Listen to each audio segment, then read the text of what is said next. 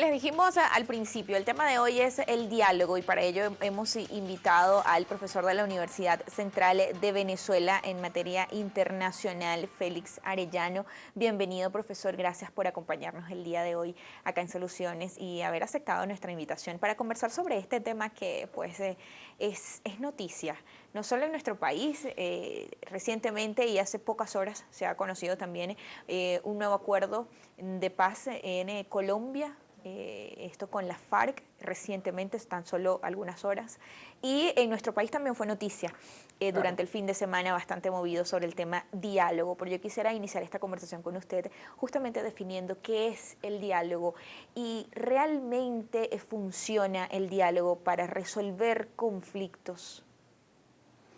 Gracias por la invitación. A usted. Muy agradecido. Creo que es un tema capital. Podríamos decir que el diálogo es la base fundamental de la existencia humana. Si no hay diálogo, no hay convivencia. El diálogo va logrando luego matices más complejos, más ambiciosos, y entonces aparece la palabra negociación. Pero dialogar es la esencia de la existencia humana. Cuando no dialogamos, pues estamos señalando de que lo que creemos es el único camino que va quedando, que es el uso de la fuerza, de la violencia, de la exclusión. Y eso ha demostrado la historia clarísimamente que no lleva absolutamente a nada creativo, ni genera nada beneficioso para la existencia humana. Así que el diálogo es lo fundamental de cualquier sistema político en el que se quiera promover bienestar. Sin diálogo no hay bienestar. Que se quiera promover desarrollo, sin diálogo no hay desarrollo. Cuando un gobierno asume una posición estrictamente unilateral, autónoma, pues está negándose al diálogo y eso va creando las bases del rechazo social. Hay que dialogar a todos los niveles. Yo creo que todo esto de Venezuela, en lo que luego vamos a profundizar con más detalles seguramente, exacto, nos está educando a todos. Yo creo que está educando a las familias en la necesidad del diálogo. La necesidad del diálogo lo estamos viviendo todos, creo yo, todos los que aquí nos acompañan y toda la audiencia, en los condominios. Han surgido problemas, hay más limitaciones económicas, hay que dialogar más.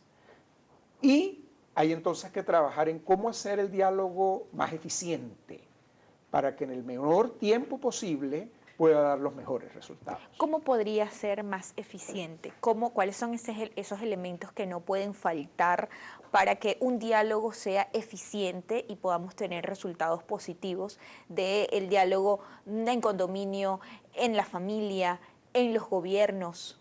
Y en el mundo. En el mundo, exactamente. Donde ahora el diálogo tiene ahora un interlocutor que nos da angustia, que se llama Donald Trump.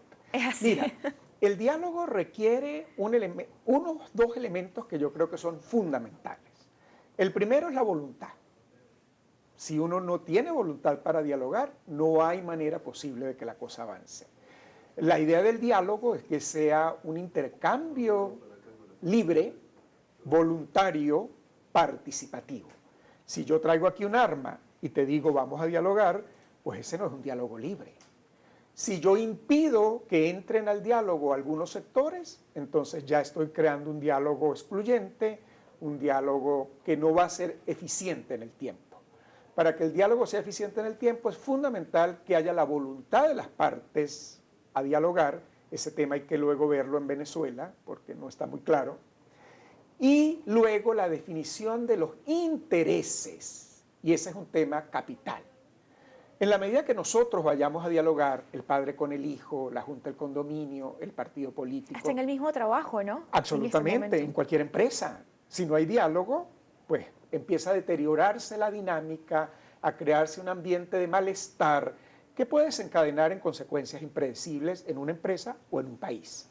Entonces, un primer elemento clave es que haya la voluntad, que se entienda que si nos sentamos a dialogar, vamos a tratar de buscar soluciones. Y buscarlas, explorarlas, no es sencillo, pero luego viene una etapa muy crucial, que es cumplir los acuerdos, ¿no? Pero en todo caso, decía, luego de la voluntad es muy importante el tema de los intereses, porque allí, en la medida que los intereses se hacen transparentes, y yo sé qué es lo que tú aspiras en sus diversos matices, y qué es lo que yo aspiro, podemos jugar incluso en términos matemáticos a ver dónde están las intersecciones, Ahí es dónde donde podemos encontrar equilibrios. cabe el tema de la negociación. Empieza la negociación, absolutamente, así es. Cuando empezamos a ver que no obstante que parecemos diferentes, empezamos a tener elementos comunes en que a los dos nos encanta el oxígeno para poder respirar, nos encanta el agua, nos encanta una buena silla cómoda y podemos empezar a encontrar elementos que nos pueden unir y que podemos ir construyendo un paquete que nos beneficie a todos. Yo entiendo, aunque podemos hablarlo luego con más detalle, Claro que sí. que en Venezuela se está tratando de ver cuáles son los intereses en los que podemos armar un paquete que nos beneficie a Pero ¿cómo todos. hacemos si ese diálogo, bien sea en el ámbito, en cualquiera que sea, político, social, familiar, Así es, condominio. retomo condominio, en el trabajo, cada quien tiene sus propios intereses? Absolutamente, eso es clave, eso es fundamental, que cada quien tenga sus intereses y los haga transparentes, superar la postura de posiciones donde yo no quiero ceder absolutamente nada. Cuando hablamos de la voluntad y la empezamos a abrir para ver en qué consiste la voluntad, tiene que estar la disposición de que De que hay algo que tengo que perder. estoy dispuesto a cambiar, que estoy dispuesto a ceder, que estoy dispuesto a hacer unos movimientos porque vamos a lograr algo mejor. Siempre va a ser mucho mejor, aunque no se entienda bien, vivir en paz. Eso se entiende mejor cuando los países han estado o las sociedades han estado en guerra. Cuando los padres y los hijos han entrado en violencia, pueden entender que cuando se dialoga y se aclaran los intereses y se busca puntos de equilibrios, es mejor vivir en paz y en convivencia que vivir en violencia. Hablamos del diálogo también y la cooperación, sobre todo en la cooperación internacional, o esta palabra cooperación se usa mucho en el ámbito internacional. ¿Qué importancia tiene o qué relación hay entre diálogo y cooperación? Mira, si estuviéramos en la calle hablando con población muy diversa, no habría necesidad de tantas distinciones académicas, porque sí las hay. Sí hay sutiles diferencias entre una etapa y la otra. Del diálogo pasamos a la negociación. Y la negociación debería generar un esquema de cooperación. Hay dos maneras tradicionales de ver la cooperación en las relaciones internacionales. Una muy clásica es la llamada cooperación técnica. Yo tengo recursos y te apoyo. Apoyo a un país que no tiene cloacas, que no tiene sistemas de salud. Coopero con recursos, coopero con técnicos, coopero con profesionales. Esa es una cara muy importante, porque quien no tiene cloacas, que se las instalen, es una maravilla. La otra cooperación, que es la de construir el lenguaje de cooperación, tiene que ver con esto que estamos hablando, que es construir una cultura para el diálogo, una cultura para la convivencia, que el tema de respetar al otro, de no descalificar al otro y de no excluir al otro, indiferentemente de quién estamos hablando de otro, si estamos hablando de una religión, de una diversidad sexual o de una postura política. Profesor, justamente sobre esto, cultura para el diálogo, vamos a estarlo conversando en la próxima parte, me debe esa explicación. Ya regresamos con mucho más, acá en Soluciones estamos conversando con el profesor de la Universidad Central de Venezuela, Félix Arellano, en torno al diálogo, esta palabra tan importante y que ha tomado pues muchísimo interés, no solo en Venezuela, sino en el mundo, en todos los lugares cabe esta palabra, diálogo. Recuerden que aquí en Globovisión nos vemos todos. Ya regresamos con mucho más Soluciones. Diálogo es nuestra etiqueta del día de hoy. Continuamos conversando con el profesor Félix Arellano, un tema que nos había quedado en el aire, profesor, es cultura para el diálogo. ¿Tenemos cultura en la región para el diálogo? Mira, yo creo que la cultura para el diálogo, la convivencia y la democracia son una familia demasiado unida. Las democracias son débiles, son muy frágiles, y lo estamos viendo, es muy fácil desmontarlas, pero cuesta enormemente construirlas. Pero para que haya democracia, tiene que haber diálogo, tiene que haber convivencia. No hay democracia cuando existe un solo actor en escena. Por eso es que el mundo se sorprende, ya no se sorprende, cuando en Cuba hay una elección, o cuando China nos habla de una elección. Con un partido único no puede haber una elección. Una elección supone elegir entre algo. Y ese algo son posturas distintas en un sindicato, en una asamblea, dentro de un mismo partido político. Posturas diferentes que se enfrentan, pero que tienen algunos elementos en común. Porque ahora el Partido Republicano hay diferencias enormes, pero entre ellos hay la comprensión de que les conviene estar en el poder, de que les conviene mantenerse en el poder, de que les conviene ganar otras elecciones. Entonces hay que empezar a buscar necesario el diálogo allí. dónde están los intereses que nos pueden reunir. En este conjunto en que nos diferenciamos tantos, hay una parte central de intereses en que coincidimos. Por eso es tan importante ser transparente en los intereses. Yo no debo llegar aquí a decir que yo soy una carmelita descalza, que lo único que creo es en el amor, que no tengo ningún interés, porque estoy engañando. Entonces ese es un diálogo estratégico que está mintiendo y que no va a llevar a un resultado eficiente. El mejor resultado es el diálogo transparente, cuando se ponen en evidencia todo lo que yo aspiro, porque puede ser que lo que yo aspire coincida con el otro y empezamos a crear la plataforma, que no es fácil. Esa es la esencia de la democracia. La esencia de la democracia es que grupos distintos entienden que es mejor tener instituciones, que es mejor tener una economía que funcione, que es mejor tener unas instituciones en las que todos tengamos acceso. Cuando eso se empieza a deteriorar, pareciera que se está deteriorando todo. Se está deteriorando la cultura del diálogo, la cultura de la convivencia, y eso hay que construirlo. Lo han hecho países, como tú bien señalabas hace unos minutos, que nos han dado lecciones extraordinarias. Sudáfrica. Sudáfrica creó una cultura de convivencia y de diálogo donde parecía imposible, porque después que tú has creado una cultura xenofóbica y de rechazo a un color de piel o a una postura sexual, luego pretender transformar eso en la cultura general no es fácil. Esa ha sido la labor, la enorme labor de Mandela. Es así, Mandela creo que ha sido, es el ejemplo Es el padre de la perfecto. Convivencia contemporáneo, Usted hablaba de uno de los elementos importantes y debe ser la voluntad. Sin embargo, cuando hay una situación, un conflicto, una situación difícil, muchas veces es esa situación lo que te obliga, y no es voluntario, sino te obliga a sentarte a dialogar. Claro, pero ahí lo peligroso es permitir que la escalada del conflicto nos lleve a tal a que una vez que tomemos las armas, nadie las quiera soltar fácilmente hasta que no hayas terminado el otro. Nunca se va a exterminar el otro. Creo que el ejemplo más ilustrativo para la humanidad, pero son muchos, es el caso de Hitler y la población judía. Él pretendió que iba a acabar con los judíos del planeta. No lo logró, obviamente, y no solo no lo logró, sino que les dio más fortaleza al pueblo judío, que no tenía un territorio, y lo logró como premio de ese maltrato y de esa destrucción que vivió en el periodo del Holocausto.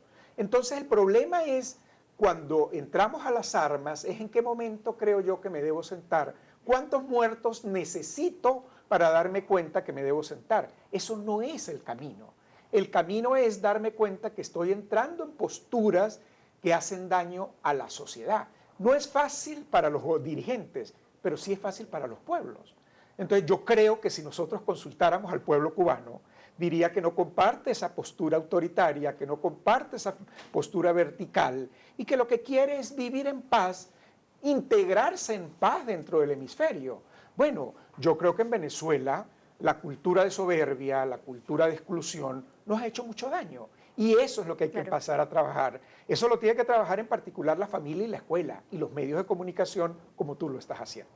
Así es decir, ¿usted cree que en Venezuela esa cultura de diálogo esté, digamos, guindando en un hilo? No tenemos, o la hemos perdido. No, yo creo que la sociedad venezolana es una sociedad de diálogo, es una sociedad que tiene unas raíces importantes, que ha costado muchos años pretender destruirlas y yo creo que no se han destruido. Uno lo puede ver. Aunque pareciera que se olvidó. Mira, ha habido un interés de tratar de desviar convivencia para perpetuar en el poder un proyecto. Eso no le ha funcionado al proyecto.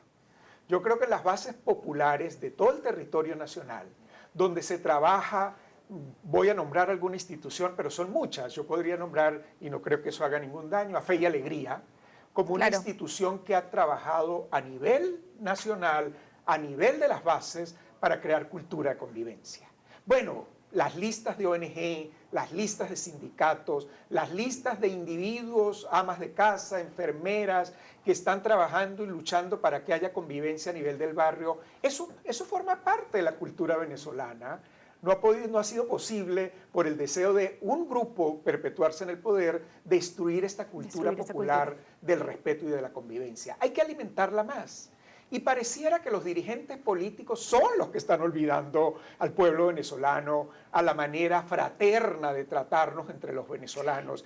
Eso es lo que hay que enseñarle a la política. A la política hay que socializarla, nacionalizarla, venezolanizarla en el respeto al otro y en el respeto a la convivencia. Yo quiero que hablemos sobre el tema diálogo y nos estamos como adelantando hacia el tema Venezuela. Casi inexorable, ¿no? Es inevitable, sí. Porque pues bueno, lamentablemente, o digámoslo en este momento, es positivo, es una necesidad y es positivo. Pero yo quisiera llevarlo al tema, por ejemplo, Colombia. Sí. Porque viene ese país de una situación complicada, de un conflicto de más de 50 años con las Fuerzas Armadas Revolucionarias de Colombia. Y pues es en este momento cuando con el presidente Santos a la cabeza se ha logrado un acuerdo de paz. Tras varios años de diálogo, tras varias reuniones preparatorias y antes de entrar al tema acuerdo y el resultado de ese diálogo, yo quisiera que usted me explicara qué importancia tienen esas reuniones preparatorias para un diálogo, para instalarse un diálogo. Absolutamente. Muy buen ejemplo. Podemos ver varios de los elementos que hemos estado señalando. Por ejemplo, si nos estamos masacrando, ¿cuándo es el momento de ir a la mesa del diálogo? No, vamos a matar más FARC, no, vamos a matar más campesinos. No estaba llevando a ningún resultado. La FARC poco a poco iba entendiendo que el camino armado no la llevaba a nada, cada vez la alejaba más de la sociedad colombiana, de la cultura colombiana de convivencia, que es la cultura de los pueblos.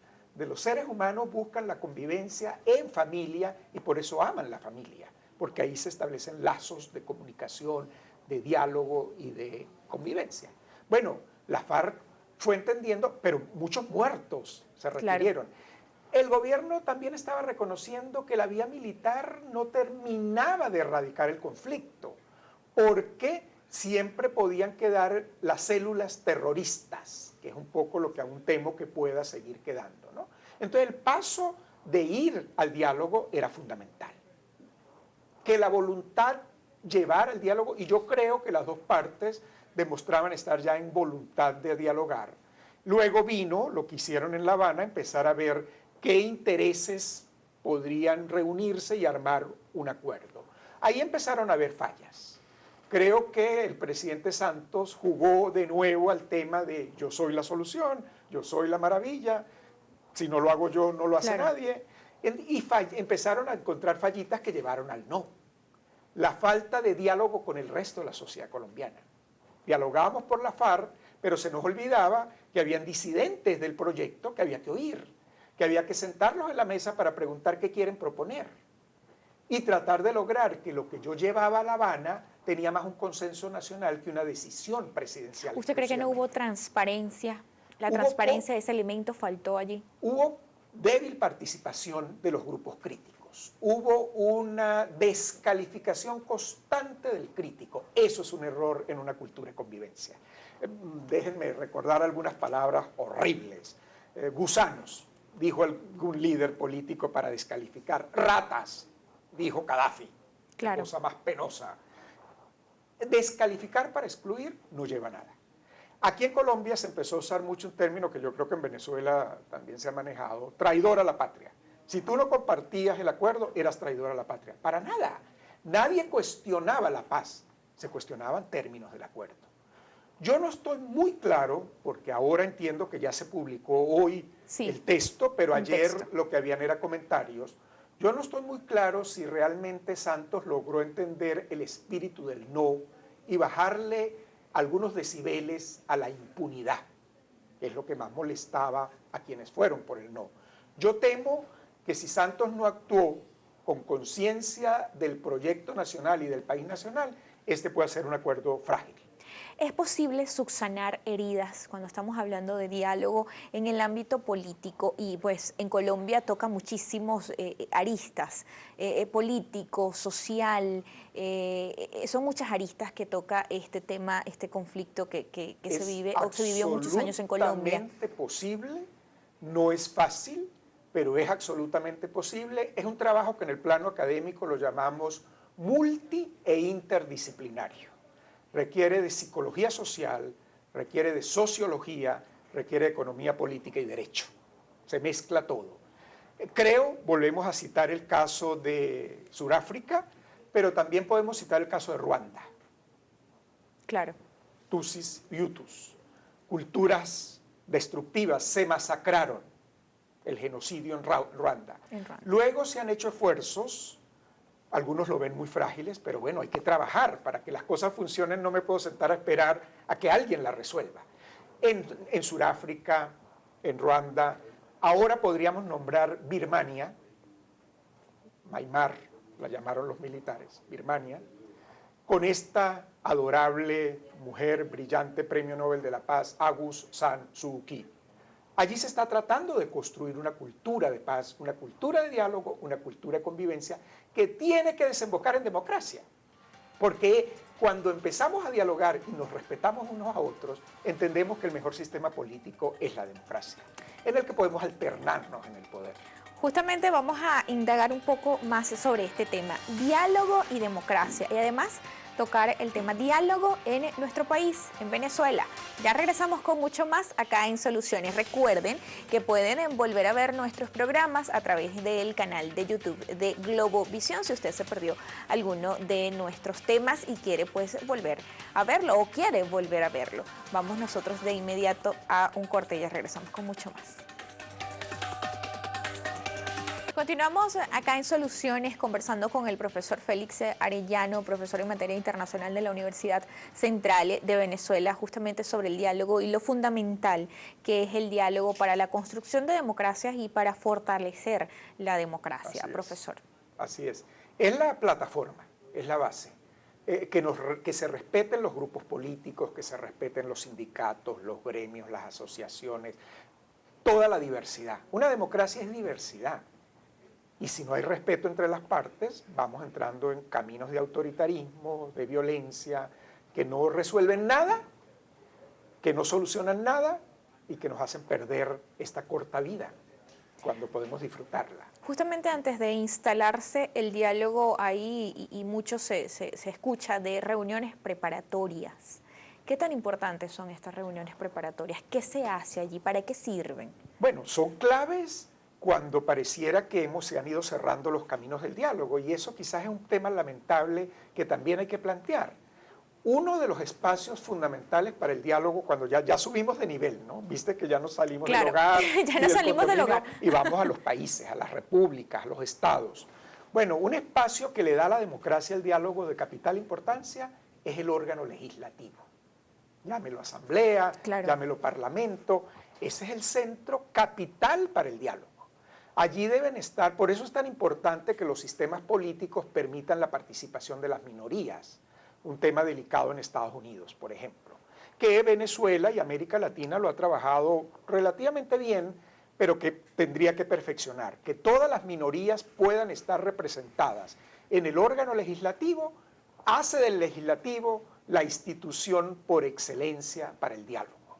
Allí hay los diálogos formales, las deliberaciones, que ahora las vemos por televisión en la mayoría de los países, y que a veces se convierten en posturas, en marketing, yo quiero demostrar que soy el mejor, voy a hablar una hora, me tienen que poner procedimiento y tal, pero en los pasillos, en las reuniones informales, en los almuerzos, están los diversos grupos trabajando. Quizás trabajando para lograr el voto para el proyecto X, pero eso es diálogo. Hay que ir creando en el diálogo. En España recientemente, digamos. Completamente, para poder lograr la definición del gobierno finalmente, hubo que dialogar entre grupos que seguramente no se querían ver, porque estas posturas tan rígidas de Podemos, en algunos casos también las asume rígidas el Partido Popular, pero en todo caso es el poder legislativo el centro para el diálogo, y en Venezuela ha sido subutilizado. Por eso es muy importante empezarle a respetar el papel a la Asamblea Nacional. Allí están todos. Coyunturalmente unos pueden tener mayoría, para eso hay elecciones, coyunturalmente otros pueden, pero hay que oírlos. Aquí venimos de una tradición de varios años y respetando el diálogo en la Asamblea Nacional. Y pareciera que eso se quiere perpetuar. Ese es un grave error, porque es un centro para el diálogo, es un centro institucional para el diálogo. Dado que en Venezuela los espacios para el diálogo político se han enrarecido o dificultado, hemos tenido que llegar a esta etapa de que aparezcan apoyos para dialogar, que aparezca el apoyo de UNASUR o que aparezca el apoyo del Vaticano. Justamente estamos entrando en el tema de los mediadores. Sí. En nuestro país, en este diálogo que pues ha Sí. iniciado, está el Vaticano, está la UNASUR, están expresidentes tanto de España, también está el presidente Martín Torrijos y pues otras personalidades que están participando como mediadores. ¿Cuál debe ser el rol del mediador? No solo de, en este momento, caso Venezuela, sino pues el rol de un mediador en general. ¿Cómo debe ser? ¿Qué debe hacer? Esa figura, que también tiene sus sutilezas, que diferencian una etapa de la otra, es clave cuando las partes tienen una actitud muy reacia, muy rígida. Cuando no existe la voluntad. Cuando no existe mayormente la voluntad. Y los que están sufriendo son las mayorías. Ya en Venezuela, de estos modelos rígidos y soberbios, estamos perdiendo las mayorías. Estamos perdiendo bienestar, estamos perdiendo vida en esto del problemas de salud, problemas de seguridad, problemas de alimentación, problemas de empleo y una larga lista. Así es. Dada la actitud rígida para encontrar puntos de encuentro y que la comunidad internacional ama la paz, la OEA ama la paz, las Naciones Unidas aman la paz, pues hay una gran preocupación por el tema de Venezuela, como lo podrá ver luego por Nicaragua, si la cosa se va enrareciendo en Nicaragua cada vez más, o lo pudiera ver en otro país, como lo ha habido cuando ha habido conflictos entre las partes. De hecho, el Vaticano jugó un papel clave en las diferencias entre Argentina y Chile, para delimitar el canal de Beagle. Y justamente usted ha hablado mucho de Donald Trump, el presidente electo de los Estados Unidos, y justamente en Estados Unidos en este momento hay una situación, digamos, complicada, difícil, luego de unas elecciones presidenciales muy poco visto y que hay pues parte de las comunidades que están en contra de Donald Trump. Pudiera ser que la OEA le sirva a los Estados Unidos si Donald Trump va a seguir con una política tan rígida, tan excluyente. Ya hoy los titulares son 3 millones de deportados. Así es. Bueno, ojalá que esas deportaciones no ocurran con maltrato humano, porque entonces es un delito de lesa humanidad, que es parte de la Corte Penal Internacional. Volviendo al caso venezolano. Al caso Venezuela. La y los mediación mediadores. es clave cuando hay actitudes muy rígidas. El mediador, el que interviene, buenos oficios, árbitro, mediador, ¿qué lo diferencia? Que en algunos casos su papel se limita únicamente a acercar a las partes, a reunirse individualmente con ellos, a que se desahoguen. Por eso es que aclarar los intereses es fundamental. Y luego esa instancia, esa entidad que está ayudando, los invita, les comenta, mira, la contraparte sostiene que se puede encontrar vías en Tequeteque, en Tacataca, mira, hay posibilidades, le va creando ambiente al diálogo. Profesor, justamente... La otra diferencia es si le permitimos a esa instancia que haga propuestas. Si solo se limita a acercarnos o se le da también la atribución de que haga una propuesta, de que de tanto oírnos construya una especie de solución. Justamente se ha cuestionado la mediación del expresidente español Zapatero. Ha sido una, digamos, de las mediaciones más cuestionadas. Bueno, yo creo que ha sido tan cuestionada la de Zapatero como la de UNASUR. Exactamente. Del expresidente Samper. ¿Qué ha pasado allí? Yo creo que Zapatero está aprendiendo una experiencia enorme en estos días en su vida, porque luego ha venido la presión que tuvo que recibir de la Unión Europea, de los Estados Unidos, de la OEA. La sensación que transmitieron en la primera etapa el grupo de Zapatero, los expresidentes Martín Torrijos, Panamá y Samper, era estar demasiado desequilibrados. Era prácticamente responder a una parte.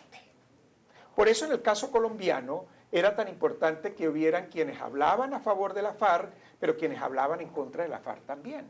Entonces por eso vimos allí países nórdicos, vimos a Venezuela, pero vimos a Chile, pero vimos a Brasil, países vimos hasta España también, apoyando para lograr un equilibrio entre las partes. Yo siento que otra de las debilidades hasta ahora, y me ha sorprendido que el Vaticano no lo insistiera, porque quien sí está haciendo el rol adecuado es el Vaticano.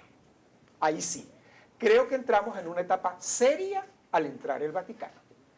Me ha llamado la atención que el Vaticano no destaque que sigue habiendo un marcado desequilibrio, porque hay como varios mediadores que todos parecieran representar a una sola parte.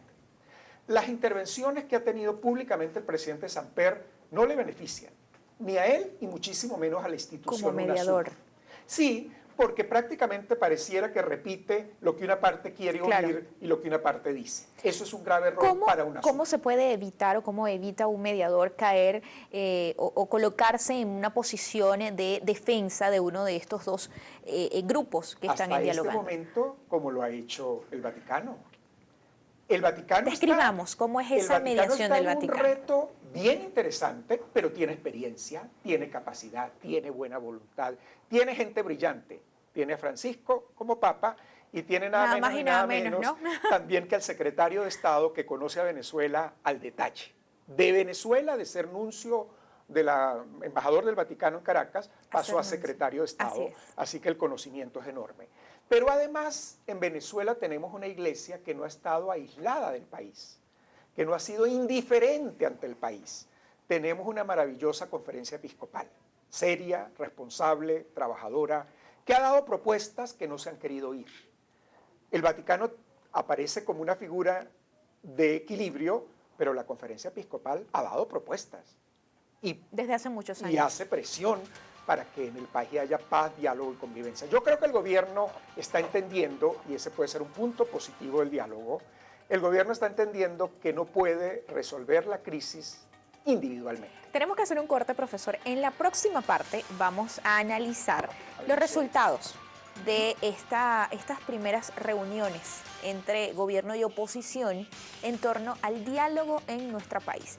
Yo quiero rescatar una de las frases para despedir este contacto, este bloque del profesor, es justamente lo fundamental que es el diálogo para la democracia en el mundo y la unión de los lazos en todos los países del mundo, en las sociedades y desde su casa hasta el condominio de su casa, en las escuelas, en los trabajos. El diálogo es importantísimo.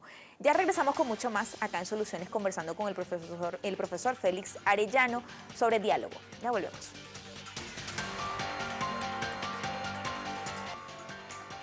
Continuamos, ya llegamos a la última parte de nuestro programa del día de hoy. Estamos conversando con Félix Arellano, profesor de la Universidad Central de Venezuela, y justamente analizando el tema diálogo. Ya lo aterrizamos en Venezuela, profesor. Sí. Venezuela está en este momento viviendo una situación difícil, política, social, y pues se han visto dos reuniones entre gobierno y oposición, donde, como analizábamos al principio, una mediación de expresidentes, está el expresidente del gobierno español, expresidente de Panamá, expresidente de República Dominicana, está también el Vaticano, que digamos ha sido las reuniones más serias, o ha tomado ese ámbito que justamente usted decía, ese nivel más serio de esta mesa de diálogo entre gobierno y oposición. Pero hablemos de resultados. ¿Cómo pueden ser los resultados? O también además quisiera su evaluación en torno a la postura de estos dos bandos que en este momento están sentados dialogando por el futuro de un país. Bueno, mira, hay una sensación de que realmente no hay voluntad de las partes para llegar a acuerdos, a entendimientos. ¿Hay sensación, o es que no hay voluntad? Bueno, hay bastantes elementos, pero hay otros los elementos que contradicen esa visión. Porque la sensación, lo ha dicho además el cardenal Urosa muy claramente, casi todos los temas que se tienen que traer en la mesa, el papel del gobierno es fundamental. Si vamos a hablar del modelo económico, que ha sido un fracaso, quien lo mantiene es precisamente el gobierno nacional, en cantidad de mesas de diálogo precisamente con el sector empresarial, con Fedecámaras, con industria.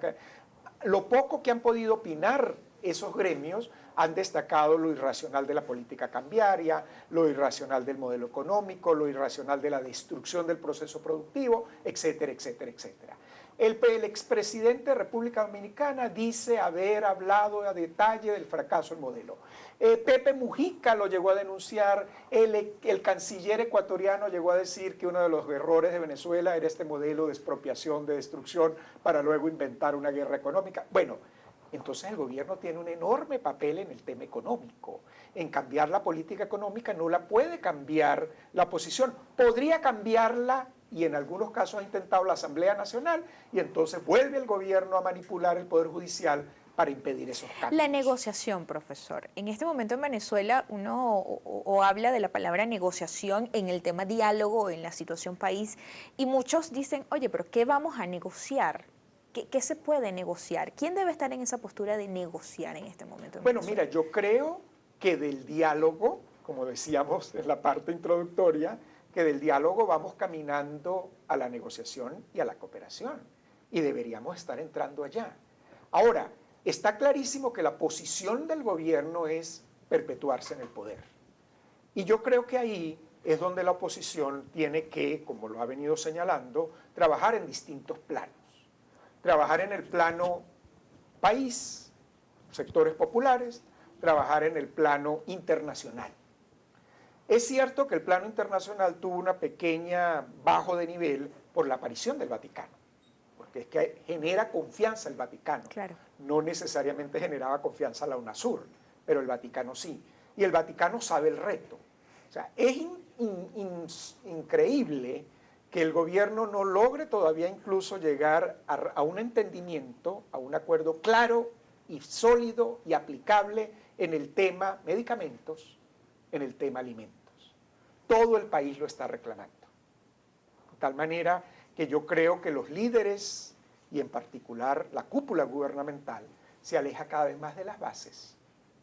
Y ahí es donde está el tema de la oposición también, de mostrarle al país, que hay unas bases que quieren cambios. Justamente pareciera que el tema diálogo ha dividido o ha mostrado algunas fracturas dentro del sector opositor en Venezuela. ¿Qué cree usted que esté pasando allí? Eso es normal que ocurra en la pluralidad. Lo que debería es trabajarse. Yo creo que otro tema que puede trabajar la unidad es una mayor participación de diversos sectores en la construcción de estrategias. Creo que eso va a diluir que se quiera identificar a un grupo único como disidente. No, hay disidencia en distintos grupos, vamos a trabajarla. Podría ser interesante que la unidad nos hablara de un congreso de la sociedad civil, por ejemplo, donde gremios, sindicatos, el enorme papel de los sindicatos que han sido golpeados, fragmentados, debilitados, las universidades, el sector estudiantil, fuéramos construyendo una estrategia para perfeccionamiento de la democracia. Perfeccionamiento de la democracia pasa por un consejo electoral equilibrado y eficiente, por un poder judicial equilibrado y eficiente. Hay algunos aspectos positivos, repito, que el gobierno en persona haya buscado el Vaticano, que el avión presidencial que no tenía previsto ir a Roma hubiese ido y hubiera tocado desesperado en la noche pidiendo una audiencia, y que la audiencia se dio con las mayores reservas y luego de nuevo el gobierno manipuló la audiencia. Eso demuestra que hay una situación difícil en el gobierno, porque si estuviera tan sólido, tan boyante, ¿para qué ir a Roma? ¿Cuáles son esos elementos que deben o faltan en el diálogo en Venezuela? Bueno, yo creo que el gobierno, sus bases y el país en general tienen que recordarle que esto es una democracia, que creemos en la democracia, que el espíritu es democrático y que perpetuarse en el poder es exclusivo de las dictaduras. Entonces yo creo que el gobierno ya debe estar claro que el país está pidiendo un cambio de gobierno. Y en ese cambio de gobierno creo que es fundamental fortalecer las instituciones democráticas porque se han debilitado seriamente. Profesor, un ejemplo donde haya fracasado el diálogo en el mundo. Bueno, mira, en los países que han entrado en guerras es porque el diálogo ha fracasado. Y el caso más dramático, con muchas variables, lo tenemos en Siria. Que no se hayan puesto de acuerdo los distintos grupos étnicos que conviven allí, que son más de 100 grupos étnicos, que las grandes pilares religiosos, chiitas y sunitas, de los musulmanes no se hayan puesto de acuerdo, y que ahora haya habido diferencias, que era difícil tener diferencias con Obama por su capacidad de diálogo. Obama es un ejemplo de cultura de diálogo. y no haya sido posible lograr acuerdos serios entre Putin y Obama, ha llevado a este desastre de Siria, Libia e ISIS. Todo eso es falta de diálogo. Y Europa lo está viviendo. El tema de las migraciones que han crecido porque hay gente buscando dónde poder comer, dónde poder pasar una noche. Y ven la prosperidad europea, ven la abundancia en Suiza, Suecia, Noruega. Vámonos para allá. Eso le ha generado una crisis tan seria a la Unión Europea que Gran Bretaña decide retirarse. Sus recomendaciones, profesor, para el diálogo en Venezuela. Mira, en yo este momento. creo que los líderes políticos y en particular la cúpula gubernamental debería bajar al pueblo. Debería ir a las calles y a los pueblos del país donde las familias dialogan, donde las madres trabajan en la calle y en el hogar para tener una familia próspera, una familia de convivencia. Yo creo que nos estamos creyendo individuos no venezolanos que queremos repetir culturas de dictadura, quizás la dictadura cubana, por ejemplo. No, tenemos que volver a nuestras raíces y empezar a consolidar más las instituciones democráticas. Una institución democrática que requiere una profunda consolidación es los medios de comunicación. Necesitamos papel para la prensa, necesitamos más canales libres donde hayan opiniones tan diversas como la que tú has tenido hoy conmigo. Así por es. ejemplo. Y el respeto a los medios de comunicación y a los Totalmente. periodistas que día a día salen a la calle justamente a buscar la noticia. Eso es cultura ciudadana, eso es cultura de convivencia. Al contrario, se le respeta, no se le descalifica y seguramente cuando da alguna idea, algo interesante puede haber. Muchísimas gracias, Félix Arellano, profesor de Estudios Internacionales de la Universidad Central de Venezuela, por habernos acompañado el día de hoy acá en Soluciones para analizar este tema tan interesante, tan importante en este momento para nuestro país, que es el diálogo.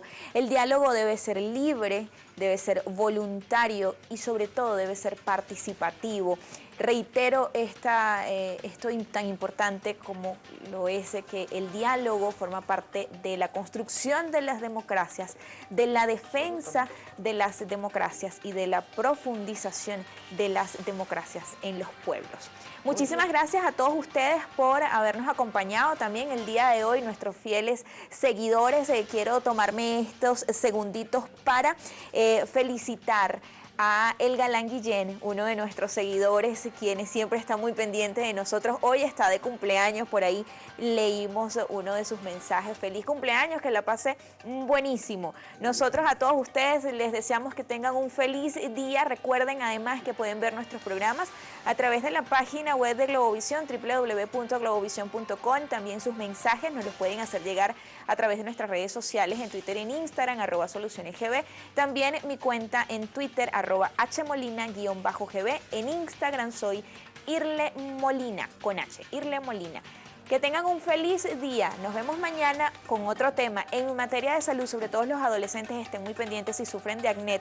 Pendientes con nosotros mañana en Soluciones a las 8:30 de la mañana. Chao, chao.